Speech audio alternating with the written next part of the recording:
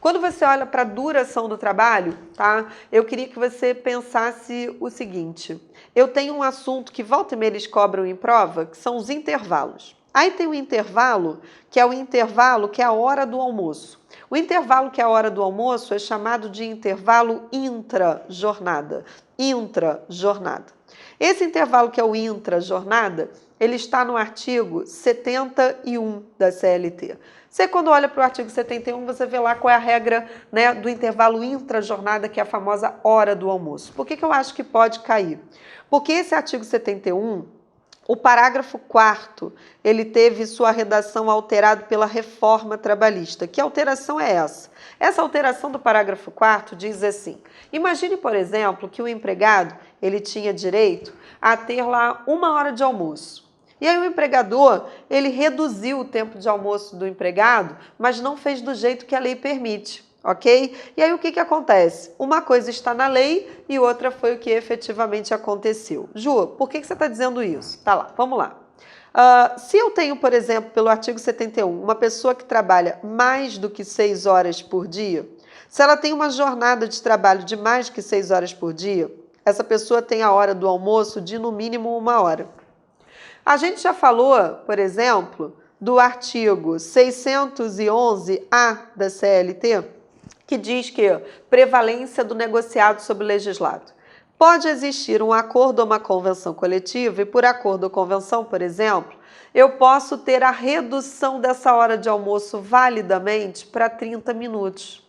Desde que eu tenha o quê? Melhor dizendo, eu posso reduzir desde que eu assegure pelo menos, no mínimo, 30 minutos. Então, eu posso reduzir, se for por acordo e convenção, eu posso reduzir a hora de almoço para 50 minutos, 40 minutos, desde que no mínimo eu assegure o quê?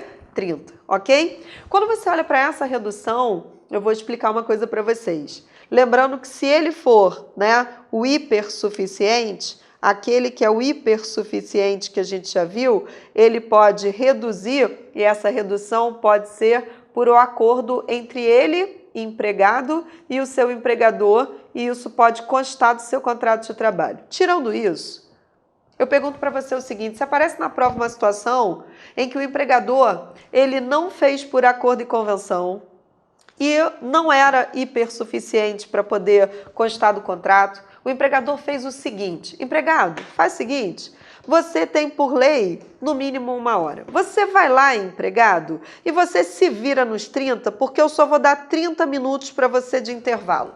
Mas como? Olha só, se vira, né? Come meia hora, volta para trabalhar. Ele não fez, empregador, não fez acordo, não fez convenção, ele fez errado, fez da cabeça dele.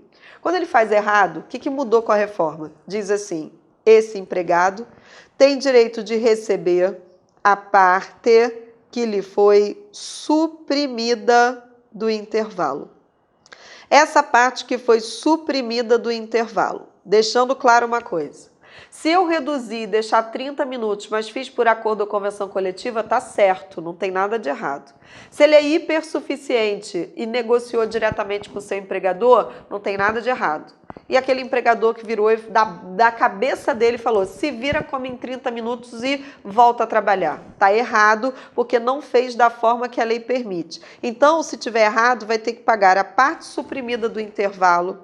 Essa parte suprimida, se ele só deixou a parte usufruir 30 minutos, né, da cabeça dele, então ele surrupiou os outros 30 minutos que a parte tinha direito, então essa pessoa vai receber a parte suprimida que falta, os outros 30, por exemplo, acrescidos de 50%. Só que isso aqui não tem natureza salarial, isso aqui tem natureza indenizatória, tá? Com natureza indenizatória. Bota no bolso, é seu, mas a natureza é meramente indenizatória.